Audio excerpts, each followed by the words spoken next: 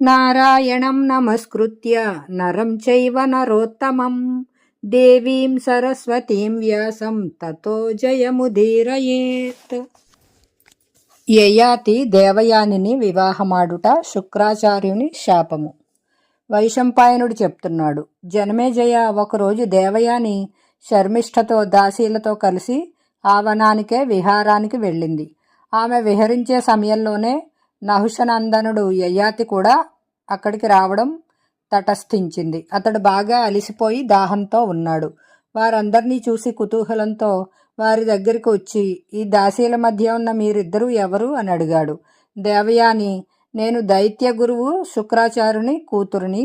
ఈమె నా సఖి దాసి వృషపర్వుని కూతురు శర్మిష్ఠ. ఈమె సర్వదా నాకు సేవ చేయడానికి నా వెంటే ఉంటుంది. ఈ శర్మిష్ఠతో దాసీలతో సైతంగా నేను మీ అధీనురాలిని. మిమ్మల్ని నేను నా పతిగా వరిస్తున్నాను. మీరు కూడా నన్ను భార్యగా స్వీకరించండి అని చెప్పి ప్రార్థించింది. యయాతి, శుక్రనందిని, నీకు కళ్యాణమగుగాక. నేను నీకు తగిన వరుడుని కాను. మీ తండ్రి నిన్ను క్షత్రియుడికిచ్చి వివాహం చేయడు అన్నాడు. అందుకు దేవయాని, రాజా, ఇంతకుముందు ఎవరూ నా పాణిగ్రహణం చేయలేదు. నూతి నుండి పైకి తీసినప్పుడు నీవే చేశావు కనుకనే నిన్ను పతిగా వరించాను. ఇక వేరెవరైనా నన్ను ఎలా తాకగలుగుతారు అని అడిగింది. యయాతి, ఏమైనా నిన్ను నీ తండ్రి నాకిచ్చి వివాహం చేసే వరకు నేను నిన్ను అంగీకరించలేను అన్నాడు. అప్పుడు దేవయాని తన దాసి చేత తండ్రికి కబురు చేసింది. ఆమె చెప్పిందంతా విని శుక్రాచార్యుడు యయాతి మహారాజు వద్దకు వచ్చాడు. యయాతి లేచి నిలబడి చేతులు జోడించి నిలుచున్నాడు. దేవయాని తండ్రితో, తండ్రి, ఇతడు నహుషుని కొడుకు యయాతి మహారాజు. నేను నూతిలో పడి ఉన్నప్పుడు వీరే నా చేయి పట్టుకుని నన్ను బయటకు తీశారు. వీరితోనే నా వివాహం జరిపించమని మీ పాదాలనంటి వేడుకుంటున్నాను. ఇతనిని తప్ప వేరే ఎవరిని కూడా నేను వివాహం ఆడజాలను అంది. దేవయాని మాటలు విని శుక్రాచార్యుడు యయాతితో, నా ప్రియపుత్రిక నిన్ను పతిగా వరించింది. నేను కన్యాదానం చేస్తాను. నీవు ఈమెను పట్టపురాణిగా చేసుకో అన్నాడు. యయాతి, బ్రాహ్మణోత్తమ, నేను క్షత్రియుడిని. బ్రాహ్మణ కన్యను వివాహం చేసుకుంటే వర్ణశంకర దోషం సంక్రమిస్తుంది. ఆ దోషం నన్ను అంటకుండా ఉండేలా వరం ఇచ్చి నా మీద దయ చూపండి అని అడిగాడు. శుక్రాచార్యుడు, నీవు ఏమీ చింతించకు. నీ పాపం నేను పోగొడతాను. నీవు ఈమెను స్వీకరించు. ఈమెను భారీగా పొంది ధర్మపాలన చేస్తూ సుఖాలు అనుభవించు. నాయన వృషపర్వుని కూతురు శర్మిష్ఠను కూడా యథోచితంగా గౌరవించు. కాని ఒక్క శయన విషయంలో మాత్రం పరిహరించు అని ఆదేశించాడు. అనంతరం శాస్త్రోక్తంగా దేవయాని వివాహం జరిగింది. శర్మిష్ఠ దాసీలతో సైతంగా ఆమెను యయాతి తన రాజధానికి తీసుకువెళ్ళాడు. యయాతి రాజధాని ఇంద్రుని అమరావతిలా ఉంది. అక్కడకు తిరిగి వచ్చిన యయాతి దేవయానిని అంతఃపురంలో ఉంచాడు. శర్మిష్ఠ ఇతర దాసీలను దేవయాని అనుమతితో అశోకవనంలో ఉంచాడు. అక్కడ వారికి నివాసం కల్పించి అన్నవస్త్రాల ఏర్పాటు కావించాడు. రాజోచిత భోగాలతో అనేక సంవత్సరాలు గడిచిపోయాయి. దేవయానికి ఒక కొడుకు పుట్టాడు. ఒకసారి అనుకోకుండా యయాతి అశోకవనానికి వెళ్ళి అక్కడ శర్మిష్ఠను చూసి ఆగిపోయాడు. రాజు ఏకాంతంగా ఉండడం చూసి శర్మిష్ఠ అతని వద్దకు వెళ్ళి చేతులు జోడించి, చంద్రుడు, ఇంద్రుని, విష్ణుని, యమవరుణుల భవనాలలో ఉండే స్త్రీలా నేను కూడా ఇక్కడ సురక్షితంగా ఉన్నాను. నా మీద ఎవరి దృష్టి పడదు. మీరు నా కులశీలాలను, అందచందాలను ఎరుగుదురు. నాకు ఇప్పుడు ఋతుకాలం, దానిని సఫలం చేయమని వేడుకుంటున్నాను అంది.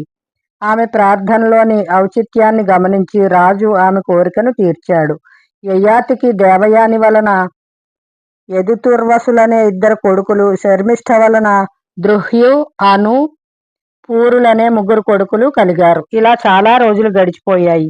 ఒకసారి దేవయాని యయాతితో కలిసి అశోకవనానికి వెళ్ళింది. అక్కడ దేవతామూర్తుల వంటి అందమైన 3 కుమారులు ఆడుకోవడం చూసింది. ఆమె ఆశ్చర్యానికి అంతులేకపోయింది. ఆమె, ఆర్యపుత్ర, ఈ సుందరులైన బాలురు ఎవరి బిడ్డలు? వీరి సౌందర్యం మీ సౌందర్యంలాగే ఉంది అని వారిని పిలిచి, మీ పేర్లేమిటి? మీరు ఏ వంశం వారు? మీ తల్లిదండ్రులు ఎవరు? నిజం చెప్పండి అని అడిగింది. వారు వేలెత్తి రాజును చూపుతూ, శర్మిష్ఠ మా తల్లి అంటూనే రాజు దగ్గరికి చనువుగా పరిగెత్తుకు వచ్చారు. దేవయాని పక్కనే ఉండడంతో రాజు వారిని చేరదీయలేదు, ఎత్తుకోలేదు. వారు నిరాశతో ఏడుస్తూ శర్మిష్ఠ దగ్గరికి వెళ్ళిపోయారు. రాజు సిగ్గుతో తల వంచుకున్నాడు. దేవయాని రహస్యం పసిగట్టింది. ఆమె శర్మిష్ఠ దగ్గరకు వెళ్ళి, శర్మిష్ఠ, నీవు నాకు అప్రియం చేశావు. నీ అసుర స్వభావాన్ని విడిచిపెట్టావు కావు. నీకు నేనంటే భయం లేదు అని కోపంగా పలికింది. దానికి శర్మిష్ఠ మధురహాసిని, నేను రాజర్షిని పొందడం ధర్మబద్ధం, న్యాయబద్ధం కూడా. నేనెందుకు భయపడాలి? నీతో పాటే అతడు నాకు కూడా పతి. నీవు బ్రాహ్మణ కన్యవు కాబట్టి నాకంటే అధికురాలివే, కాని ఆ రాజర్షికి నీకంటే నేనే ఎక్కువ ఇష్టురాలిని అంది. కోపంతో మండిపడిన దేవయాని రాజుతో, నీవు నాకు అప్రియం చేశావు, నేను ఇక్కడ ఉండను అని చెప్పి ఏడుస్తూ తండ్రి ఇంటికి వెళ్ళిపోయింది. యయాతికి దుఃఖం కలిగింది. భయభ్రాంతుడయ్యాడు. ఆమెను వెన్నంటి వెళ్ళి అనేక రకాలుగా సముదాయించాడు, బుజ్జగించాడు. కాని ఆమె వినలేదు. ఇద్దరు శుక్రాచార్యుని దగ్గరికి చేరుకున్నారు. తండ్రికి నమస్కరించి దేవయాని అతనితో, తండ్రి ధర్మాన్ని అధర్మం చేయించింది, క్రిందు మీదయింది. శర్మిష్ఠ నాకంటే ముందుంది.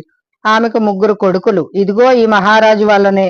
ధర్మజ్ఞుడై ఉండి కూడా ఇతడు ధర్మాన్ని ఉల్లంఘించాడు. మీరు ఈతని సంగతి విచారించండి అంది. శుక్రాచార్యుడు యయాతితో, రాజా, నీవు కావాలనే ధర్మోల్లంఘన చేశావు కాబట్టి నీవు వృద్ధుడైపోవాలని శాపం ఇస్తున్నాను అన్నాడు. ఇలా అన్న వెంటనే యయాతి వృద్ధుడైపోయాడు. అతడు శుక్రాచార్యుని వేడుకున్నాడు. అయ్యా, నేనింకా మీ పుత్రిక దేవయానితో తృప్తిగా భోగించలేదు. మా ఇద్దరి మీద దయ తలచండి. నేను వృద్ధుడిగా ఉండలేను అన్నాడు. శుక్రాచార్యుడు, నా మాట అసత్యం కాజాలదు. అయితే నీకింత మాత్రం అవకాశం కలిగించగలను. ఈ నీ వృద్ధాప్యాన్ని ఇతరుకి ఎవరికైనా ఇవ్వగలవు అన్నాడు. వెంటనే యయాతి, ఆచార్య, నా ఈ వృద్ధాప్యాన్ని తాను తీసుకొని తన యవ్వనాన్ని నాకు ఇవ్వగలిగిన కొడుకే ఈ రాజ్యం, కీర్తి, పుణ్యం పొందడానికి అర్హుడవుతాడని అనుగ్రహించండి చాలు అన్నాడు. శుక్రాచార్యుడు దానికి సమ్మతించి, నన్ను శ్రద్ధతో తలుచుకున్నప్పుడు నీ వృద్ధత్వం ఇతరులకు సంక్రమింప చేయగలవు. ఇక నీకు యవ్వనాన్ని ఇచ్చిన వాడే రాజు, ఆయుష్మంతుడు, కీర్తిమంతుడు, వంశోద్ధారకుడు కాగలుగుతాడు అని అనుగ్రహించాడు. యయాతి మహారాజు రాజధానికి తిరిగి వచ్చి మొదట యదువును పిలిచి, నాయనా, నేను ముసలివాడినైపోయాను. శరీరం ముడతలు పడింది, తల నెరిసింది. కానీ యవ్వన భోగాల విషయంలో మాత్రం తనివి తీరలేదు. నీవు నా వృద్ధత్వాన్ని తీసుకొని నీ యవ్వనాన్ని ఇవ్వు. 1000 సంవత్సరాలు గడిచాక తిరిగి నీ యవ్వనాన్ని నీకు ఇచ్చేస్తాను అన్నాడు. యదువు, వృద్ధాప్యంలో అనేక దోషాలు ఉన్నాయి. తినడం, త్రాగడం కూడా సరిగ్గా ఉండదు. శరీరం వంగిపోతుంది, జుట్టు తెల్లబడుతుంది, ఒళ్ళంతా ముడతలు పడుతుంది, శక్తి ఉండదు, ఆనందం ఉండదు, యువతులందరూ తిరస్కరిస్తారు. కాబట్టి నేను నీ వృద్ధత్వాన్ని స్వీకరించలేను అన్నాడు. యయాతి, నీవు నా హృదయం నుండి పుట్టినవాడవరా, అయినా నీ యవ్వనం నాకివ్వవా? పో, నీ సంతానానికి రాజర్హత లేదు అన్నాడు. చెప్పి తన 2వ కొడుకు తుర్వసుని పిలిచాడు. అతడు కూడా తన యవ్వనాన్ని ఇవ్వడానికి ఒప్పుకోలేదు. యయాతి, నీ వంశం కూడా ఇక్కడ ఉండదు. నీవు మాంసం భుజించే వారికి, దురాచారులకు, వర్ణశంకరులైన మ్లేచ్ఛులకు రాజు అవుతావు అని అతనికి కూడా శాపం ఇచ్చాడు. ఈ విధంగా దేవయాని యొక్క 2 కొడుకులకు శాపం ఇచ్చాక యయాతి శర్మిష్ఠ పుత్రుడైన దృహ్యువును పిలిచి తన ముసలితనాన్ని తీసుకుని అతని యవ్వనాన్ని ఇమ్మని అడిగాడు. దృహ్యువు ముసలివాడికి రథ చతురగాదుల వలన గాని యువతల వలన గాని సుఖం ఉండదు. నాలుక కూడా తడబడుతూ ఉంటుంది. నాకు వృద్ధాప్యం వద్దు అన్నాడు. యయాతి, ఓరి, నీవు నీ తండ్రితో ఇలాగేనా మాట్లాడేది? గుర్రాలు, ఏనుగులు, రథాలు, పల్లకీల సంగతి అలా ఉంచు. కనీసం ఎడ్లు, గొర్రెలు, గాడిదలు కూడా లేని నావలు మాత్రమే తిరిగే ప్రాంతంలో నివసించు. నీకు కూడా రాజ్యం దక్కదు. లోకులు నిన్ను భోజుడంటారు. కేవలం నీకే కాదు, నీ వంశం వారందరికీ ఇదే గతి అని శపించాడు. తర్వాత అనుడు కూడా అలాగే తిరస్కరించగా, నీవు నా మాట మన్నించలేదు కాబట్టి నీ సంతానం అంతా యవ్వనంలోనే మరణిస్తారు. నీకు అగ్నిహోత్రం చేయడానికి కూడా అధికారం లేదు అన్నాడు. ఇలా పుత్రులందరి వలన నిరాశ చెంది చివరికి పూరుని పిలిచి, నాయనా, నీవు నాకు ఇష్టుడువు, చాలా మంచివాడువు. చూడు, నేను వృద్ధుడిని అయిపోయాను, అయినా నీకు యువకనిగా తృప్తి పొందలేదు. నీవు నా వృద్ధాప్యం తీసుకొని నీ యవ్వనాన్ని ఇవ్వు. విషయభోగాలు అనుభవించాక 1000 సంవత్సరాల అనంతరం నేను నీకు నా పాపంతో పాటు వృద్ధత్వాన్ని తిరిగి తీసుకుంటాను అని ప్రేమగా అడిగాడు. పూరుడు చాలా ఆనందంగా తండ్రి ఆజ్ఞను స్వీకరించాడు. యయాతి, నీ పట్ల నాకు చాలా సంతోషం కలిగింది. నీ ప్రజలు ఎప్పుడూ సుఖంగా జీవిస్తారు అని ఆశీర్వదించి శుక్రాచార్యుని ధ్యానించాడు. తన వృద్ధత్వాన్ని పూరునికిచ్చి అతని యవ్వనం తాను తీసుకున్నాడు.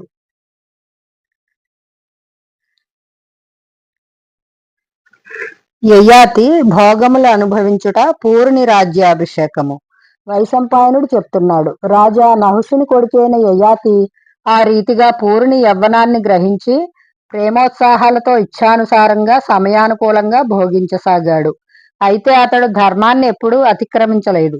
యజ్ఞాలతో దేవతలను, శ్రాద్ధ కర్మలతో పితరులను, వాత్సల్యంతో కూడిన దాన ధర్మాలతో దీనజనులను, కోరిన వస్తువులిచ్చి బ్రాహ్మణులను, అన్నపానాదులచే అతిథులను, రక్షణతో వైశ్యులను, సద్వ్యవహారంతో శూద్రులను, ఇలా అందరినీ సంతుష్టులను చేశాడు. దొంగలను, బందిపోటులను దండించాడు. ప్రజలందరూ సుఖ సంతోషాలతో జీవించసాగారు. ఇంద్రుని వలె ప్రజలను పాలించాడు. మనుష్యలోకంలోని అన్ని భోగాలను అనుభవించాడు. నందనవనం, అలకాపురి, సుమేరు పర్వతపు ఉత్తర ప్రాంతాలలోని భోగాలను కూడా అనుభవించసాగాడు. ఇలా 1000 సంవత్సరాలు పూర్తయ్యాక ధర్మాత్ముడైన యయాతి పూరుని పిలిచి, నాయనా, నీ యవ్వనంతో నేను ఇచ్ఛానుసారంగా ఉత్సాహంతో నాకు ఇష్టమైన భోగాలన్నీ అనుభవించాను.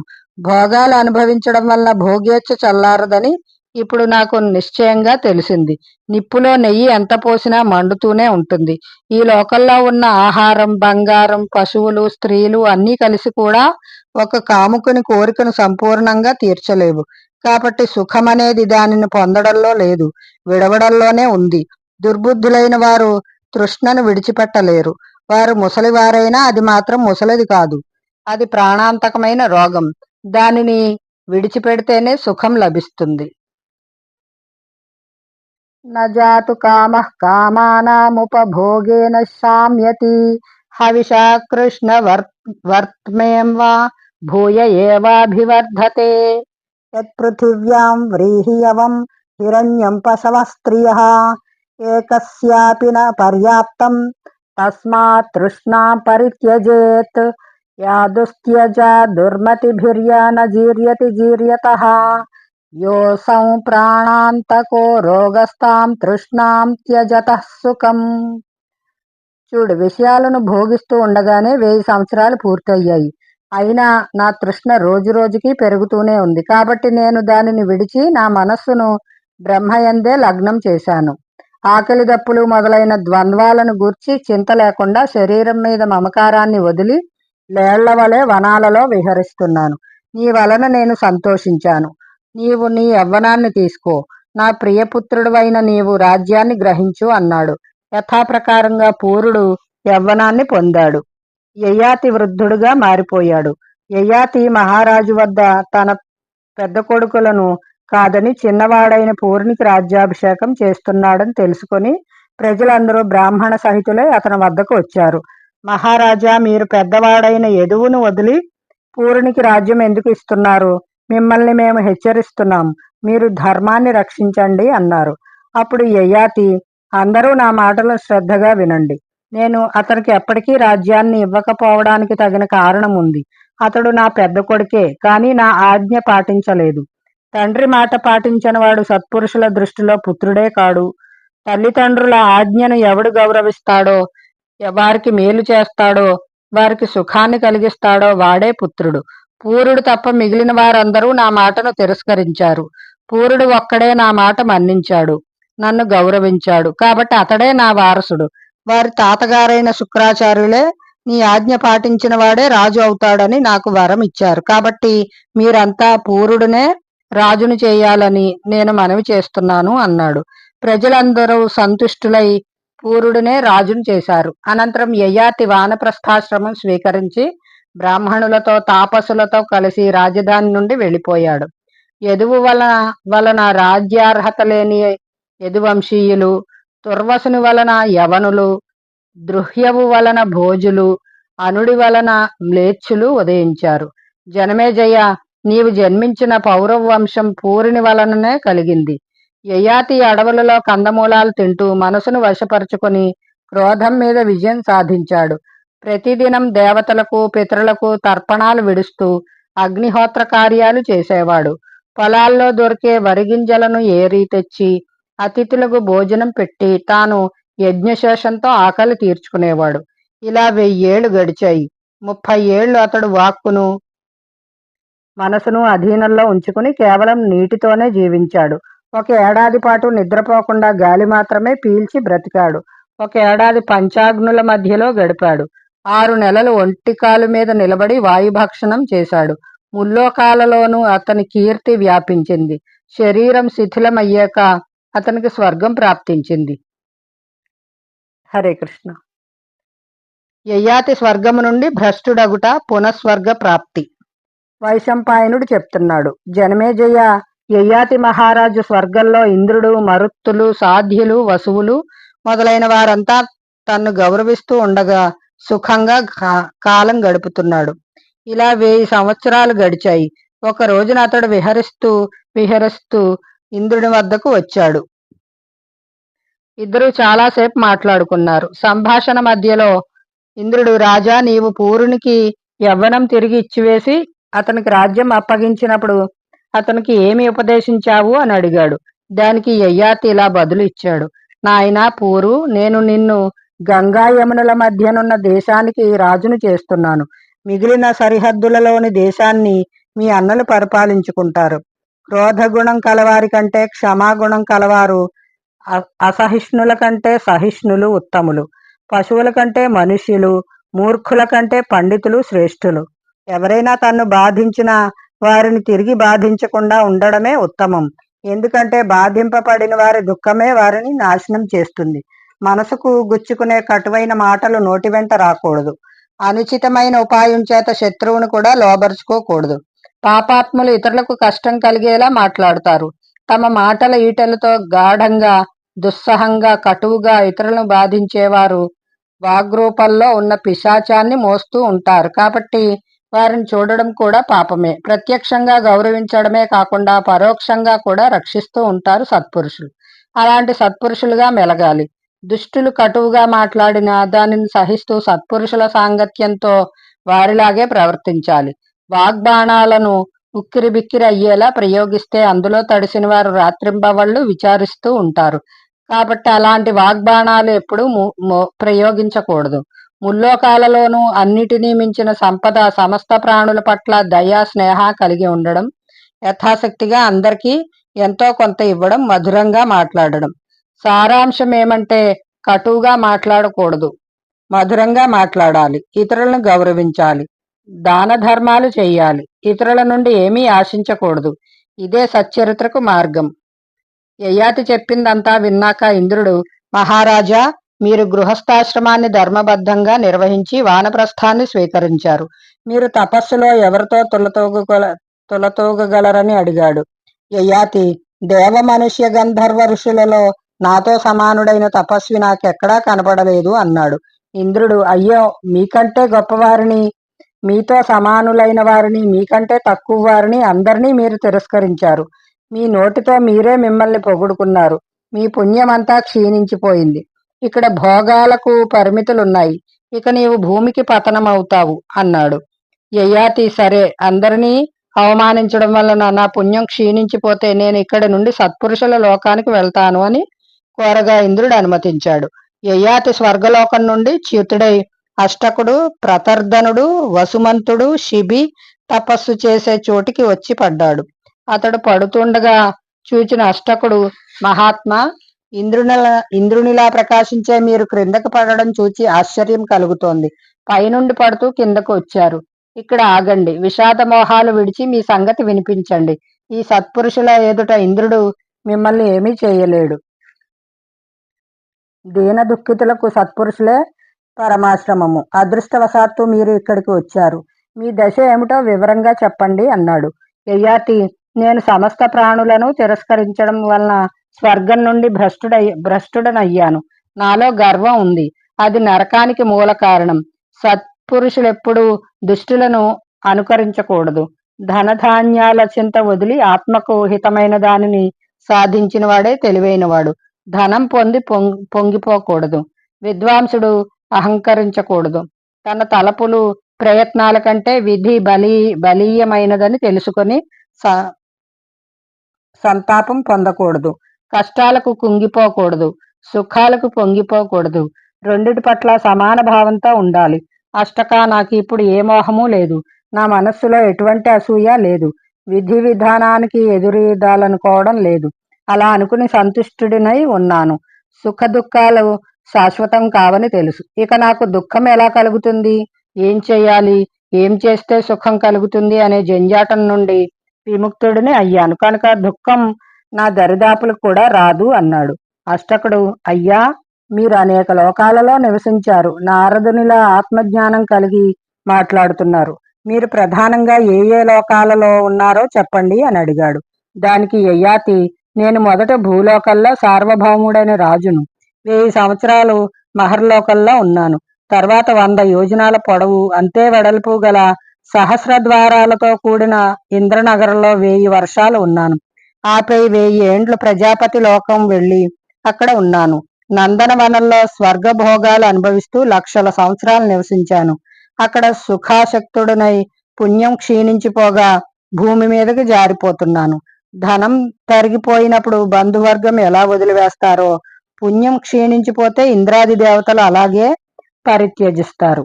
అష్టకుడు, రాజా, ఏ కర్మలను అనుష్ఠించడం ద్వారా మానవులు ఉత్తమ లోకాలు పొందుతారు? తపస్సుతోనా, జ్ఞానంతోనా అని ప్రశ్నించాడు. యయాతి చెప్పసాగాడు. స్వర్గానికి 7 ద్వారాలున్నాయి. అవి దానం, తపస్సు, శమము, దమము, లజ్జ, మృదుత్వము. అందరి మీద దయ అనేవి. గర్వం వలన తపస్సు క్షీణించిపోతుంది. పాండిత్య గర్వంతో పొంగిపోతూ ఇతరుల కీర్తిని నష్టపరచాలనుకునేవాడికి ఉత్తమ లోకాలు కలుగవు. అతని పాండిత్యం అతని మోక్షాన్ని ఇవ్వగలదు. అగ్నిహోత్రం, మౌనం, వేదాధ్యయనం, యజ్ఞం, ఈ 4 భయాన్ని పారదోలడానికి సాధనాలు. అహంకారంతో అనుచితంగా వీటిని అనుష్ఠిస్తే భయకారణాలు అవుతాయి. సమ్మానం సుఖమని, అవమానం దుఃఖమని అనుకోకూడదు. ఇటువంటి వారినే లోకల్లో సత్పురుషులు గౌరవిస్తారు. దుష్టుల పట్ల శిష్టుల ఆలోచనల నిరర్ధకం.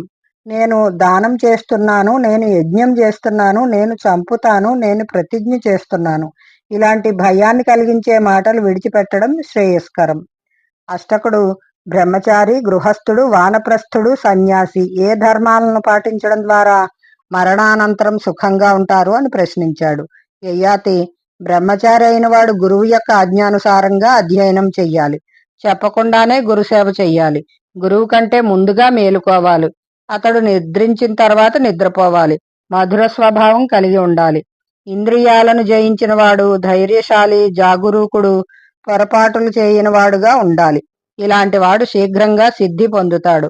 గృహస్థుడైన వాడు ధర్మానుకూలంగా ధనం సంపాదించి యజ్ఞాలు చేస్తూ అతిథులకు పెడుతూ ఎవరైనా ఏదైనా ఇచ్చినప్పుడే తీసుకుంటూ ఉన్నప్పుడు నిజమైన గృహస్థు అనిపించుకుంటాడు.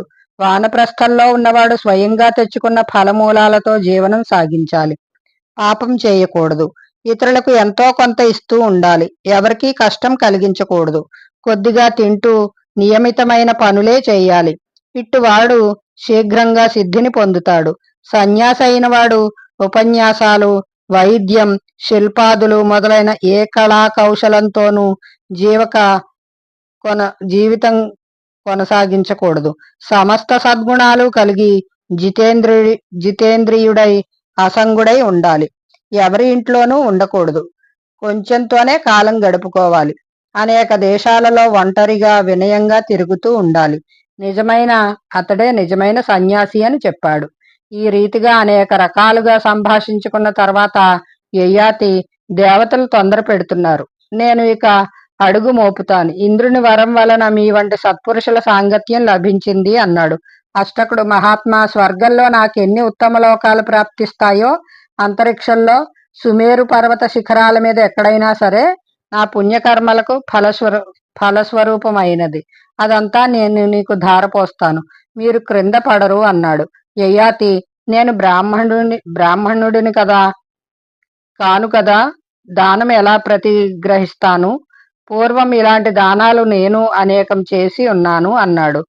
ప్రతర్ధనుడు తాను కూడా అంతరిక్షంలో, స్వర్గలోకంలో, ఆయా లోకాలలో తనకు ప్రాప్తించేదంతా యయాతికిస్తానని, అతడు పడిపోడని, స్వర్గానికి వెళ్తాడని అన్నాడు. యయాతి ఏ రాజు కూడా తనకు సమస్కంధుడైన వ్యక్తి నుండి దానం గ్రహించడని, క్షత్రియుడై ఉండి దానం గ్రహించడం అధమమని, ఇంతవరకు ఏ ఉత్తమ క్షత్రియుడు అలా చేయలేదని, తాను మాత్రం ఎలా చేస్తానని ప్రశ్నించాడు. వసుమంతుడు, రాజా, నా ఉత్తమ లోకాలన్నీ నీకు ధారపోస్తాను. మీరు దానిని దానంగా భావించి సందేహిస్తే ఒక గడ్డి పరకను దీనికి బదులుగా ఇచ్చి కొనుగోలు చేయండి అన్నాడు. యయాతి, ఈ క్రయ విక్రయాలన్నీ మిథ్యయే. నేను ఇలాంటి మిథ్యాచారాన్ని ఎన్నడూ చేయలేదు. సత్పురుషుడైన వాడెవడూ ఇలా చేయడు. నేను ఎలా చేస్తాను అని తిరస్కరించాడు.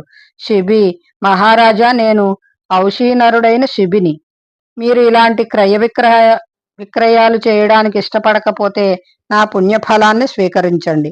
నేను మీకు వాటిని కానుకగా ఇస్తాను. మీరు దానిని స్వీకరించకపోయినా నేను మాత్రం తిరిగి తీసుకోను అన్నాడు. యయాతి అతనిని ప్రతిభావంతుడని పొగుడుతూనే ఇతరుల పుణ్యఫలాన్ని తాను అనుభవించజాలనన్నాడు. అష్టకుడు తిరిగి, సరే మహారాజా, మీరు విడివిడిగా మా పుణ్యలోకాలు తీసుకోకపోతే సమిష్టిగా అందరివి తీసుకోండి. మేము మా పుణ్యాలన్నీ మీకు ఇచ్చివేసి నరకలోకానికి పోవడానికి కూడా సిద్ధంగా ఉన్నాము అన్నాడు. యయాతి, నాయనలారా, మీరు నా స్వభావానికి తగినట్లుగా ప్రయత్నం చేయండి. సత్పురుషులు సత్యపక్షపాతులు. నేను ఎప్పుడూ చేయని దానిని ఇప్పుడు ఎలా చేస్తాను అని ప్రశ్నించాడు. అష్టకుడు, మహారాజా, ఆకాశంలో ఈ 5 బంగారు రథాలు ఎవరి కోసం ఎదురు చూస్తున్నాయి? ఇవి ఏ పుణ్యలోకాలకు తీసుకెళ్తాయా అని అడిగారు. యయాతి, అవును నాయన, ఈ బంగారు రథాలు మిమ్మల్ని పుణ్యలోకాలకు తీసుకువెళ్ళడానికి వచ్చాయి అన్నాడు. అంతటా అష్టకుడు, మహాత్మా, మీరు వీనినెక్కి స్వర్గానికి వెళ్ళండి. మేము సమయం చూసుకుని వస్తాము అన్నాడు. యయాతి, మనందరం స్వర్గం మీద విజయం సాధించాం కాబట్టి మనందరం కలిసే స్వర్గానికి వెళ్దాము. స్వర్గం యొక్క ప్రశస్తమైన దారి కనపడుతోంది, చూడండి అన్నాడు. వారందరి యొక్క దానాన్ని పరిగ్రహించకపోవడం వలన యయాతి కూడా స్వర్గానికి అధికారి అయ్యాడు. కాబట్టి అందరూ రథాలెక్కి స్వర్గానికి వెళ్లారు. ఆ సమయంలో వారి ధర్మ తేజస్సు చేత స్వర్గం, ఆకాశం ప్రకాశవంతమయ్యాయి. శిబి రథం అన్నిటికంటే ముందుండడం చూచి అష్టకుడు యయాతిని, రాజా, ఇంద్రుడు నా ప్రియమిత్రుడు. నేనే అందరికంటే ముందుగా ఇంద్రుని చేరదామనుకున్నాను, కానీ శిబి రథం ముందుకు సాగుతోంది, ఎందుకు అని అడిగాడు. యయాతి, శిబి తన సర్వస్వాన్ని సత్పురుషులకు దానం చేశాడు. దానం, తపస్సు, సత్యం, ధర్మం, హ్రీ, శ్రీ, క్షమ, సౌమ్యత, సేవా తత్పరత, ఈ అన్ని గుణాలు శిబిలో ఉన్నాయి. ఇన్ని ఉన్నా గర్వం మాత్రం అతనిని తాకనైనా తాకలేదు. కనుకనే అతడు అందరికంటే ముందున్నాడు అని వివరించాడు. అప్పుడు అష్టకుడు, రాజా, మీరు సత్యం చెప్పండి. మీరెవరు, ఎవరి కుమారులు? మీ వంటి త్యాగిని బ్రాహ్మణులలో గాని క్షత్రియులలో గాని విని ఉండలేదు అని అడిగాడు. యయాతి సమాధానమిస్తూ, నేను నహుష చక్రవర్తి కొడుకు యయాతిని. నా కొడుకు పూరుడు. నేను సార్వభౌముడైన చక్రవర్తిని. నీకు విషయం చెప్తున్నాను, విను. మీరంతా నా వాళ్లే. మీకు నేను మాతామహుడిని అని చెప్పాడు. ఈ విధంగా వారు సంభాషించుకుంటూ స్వర్గానికి వెళ్లారు. హరే కృష్ణ, జై శ్రీరామ్.